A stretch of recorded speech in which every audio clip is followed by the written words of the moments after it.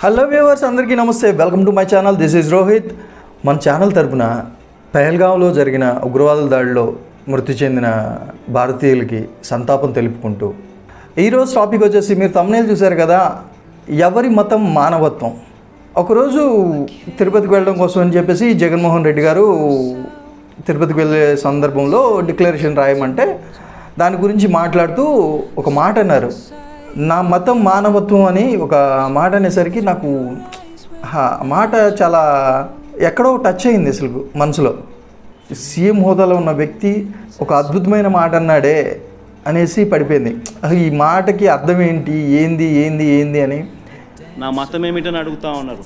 నా మతం మానవత్వం. నేను ఆలోచిస్తూ ఉన్నా, ఇంత డెప్త్గా ఉందా ఈ వర్డ్లో అని అనిపించింది. సరే, దాని గురించి చూస్తూ ఉండగా రీసెంట్గా ఒక చిన్న ఇష్యూ మీద ఒక గిరిజన మహిళ, ఆల్మోస్ట్ 55-60 ఇయర్స్ ఉంటుంది, ఒకసారి పవన్ కళ్యాణ్ గారిని వాళ్ళ ఊర్లో ఉన్న కష్టాల గురించి, వాళ్ళ ఊరికి కావాల్సిన అభిప్రాయాల గురించి పవన్ కళ్యాణ్ గారికి చెప్దామని వెళ్ళి కలిసినప్పుడు పవన్ కళ్యాణ్ గారిని ఆమెను చూసి, ఏమా చెప్పులు కూడా లేవు అంటే, చెప్పులు అనేది నాకే కాదండి, మా ఊర్లో ఎవరికీ లేవు అని చెప్పారు. ఈ చెప్పులు లేవు అనేది ఒక ఫీలింగ్ కాదేమో, వాళ్ళ ఊర్లో ఉన్న ప్రతి ఒక్కరి యొక్క ఆవేదన. ఆ వర్డ్ని ఎలా చెప్పాలి అంటే, ఒక గుర్తింపు, ఒక గౌరవం. కొన్ని చెప్తూ ఉంటారు కదా, కొన్ని తెగల్ని సపరేట్గా చూస్తున్నారు, కొంతమందిని దాన్ని ఏమంటారు, వివక్షత చూపిస్తున్నారు. ఇలాంటి వివక్షతతో బాధపడే వాళ్ళ మనసులో ఎలాంటి బాధ ఉంటుందో అలాంటి బాధ అనమాట.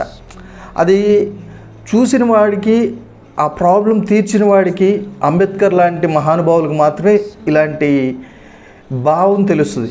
పవన్ కళ్యాణ్ గారు చూసి కాసేపు మాట్లాడారు, పవన్ కళ్యాణ్ గారితో చెప్పుకున్నారు. ఆవిడ చెప్పిన మాటలన్నీ వినేసి అయిపోయింది. ఎలక్షన్స్ అయిపోయినాయి, గెలిచిన తర్వాత రీసెంట్గా ఒక 1 month వాళ్ళ బాబుకి ఇట్లా యాక్సిడెంట్ అవ్వక ముందు సిచ్యువేషన్, ఊరిలోకి వెళ్ళి అందరి గురించి తెలుసుకొని వాళ్ళకు ఒక ప్రతి ఊర్లో ఉన్న ప్రతి ఒక్కరికి ఒక జత చెప్పులు ఇచ్చారు. బయట చెప్పుకోవడానికి ఒక జత చెప్పులేగా అన్నట్టుగా ఉంటుంది. ఆ జతల్లో వాళ్ళ ఆత్మగౌరవం ఉంది. ఇది అర్థం చేసుకున్న వాళ్ళకే తెలుస్తుంది. అదే కాకుండా మళ్ళీ ఇంకొక చిన్న ఇష్యూ, నోరు లేని మూగ జీవాలు. మహారాజు తాని సమిధల్లి మారి నిలువెల్లా వెలిగెరా భోగాన్ని విడిచి వీటి కోసం అని చెప్పి ఒక 60 కోట్లు ఖర్చు పెట్టి నీళ్ల ట్యాంకులు, సమ్మర్లో వాటికి నీళ్ళకి ఇబ్బంది కాకూడదని చెప్పేసి కొన్ని ట్యాంకులు కట్టించారు. నాకు అద్భుతంగా అనిపించింది. అసలు ఇది ఏంటంటే, ఇప్పుడు మనుషులు అనుకో, నాకు ఇది చేయలేదు అది చేయలేదని ఏదంటే అది మాట్లాడతాయి. మూగజీవాలు చెప్పుకోలేవు కదా. అలాంటి వాటికి దాహం తీర్చడం కోసం చేశారు అని అంటే, దీన్ని కదా మానవత్వం అంటారు. ఇది ఎంతమందికి మానవత్వంలా అనిపించింది? ఇలాంటి మానవత్వం కలిగే పనులు ఒక మనిషిగా ఎంతమంది చేయగలిగారు, ఎంతమంది చేశారో కింద కామెంట్ చేయండి. ఇలాంటి నాకు తెలిసి మన జగన్మోహన్ రెడ్డి గారు కూడా చాలా చేసుంటారు. మీకు ఎవరికైనా తెలిసి ఉంటే అలాంటి కింద కామెంట్ చేయండి. జగన్మోహన్ రెడ్డి గారు చెప్పిన భావాన్ని అర్థం చేసుకున్న వాళ్ళు ఎవరైనా ఉంటే మానవత్వాన్ని చాటుకోండి. మీరు ఇలా మానవత్వాన్ని చాటి, నేను పలానా పని చేశానని కింద కామెంట్ చేయండి. ఓట్లు లేని మూగజీవాలకే ఇన్ని చేశారే, నోరున్న మనుషులకు చేస్తేనే దాన్ని నెగటివ్గా ప్రోపగండా చేయడానికి ట్రై చేస్తున్నారు.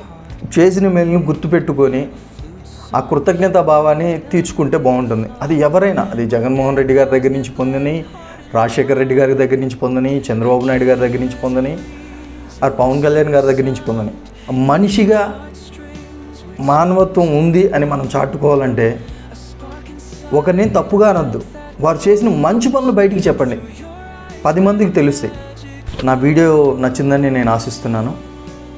దయచేసి నా వీడియోని లైక్ చేసి, నా వీడియోని షేర్ చేసి, నా ఛానల్ని సబ్స్క్రైబ్ చేయాల్సిందిగా కోరుకుంటున్నాను. నాకు మీ సపోర్ట్ కావాలి. కింద గంట బటన్ ఉంటుంది, గంట కొట్టడం మాత్రం మర్చిపోకండి. Thank you. And next video వచ్చేసి జగన్మోహన్ రెడ్డి గారి గురించి చెప్దామని ఆశిస్తున్నాను. ఇది ఒక నీతి కథని ఆదర్శంగా తీసుకొని చెప్పబోతున్నాను. నమ్మిన వ్యక్తుల కోసం జగన్మోహన్ రెడ్డి గారు ప్రాణమైనా ఇస్తాడు అనే కాన్సెప్ట్ మీద చెప్పబోతున్నాను. మీరు దీని మీద చెప్పమంటారా, లేదు చంద్రబాబు నాయుడు గారి గురించి చెప్పమంటారా? దేవుడు పంపించిన చంద్రబాబు నాయుడు గారు అని చెప్పేసి ఒక కాన్సెప్ట్ మీద వీడియో చేయబోతున్నాను. వీటిలో ఏ వీడియో చేయమంటారో కింద కూడా కామెంట్ చేయండి. మీ సపోర్ట్ నాకు ఎప్పుడు కావాలని కోరుకుంటున్నాను. Thank you very much.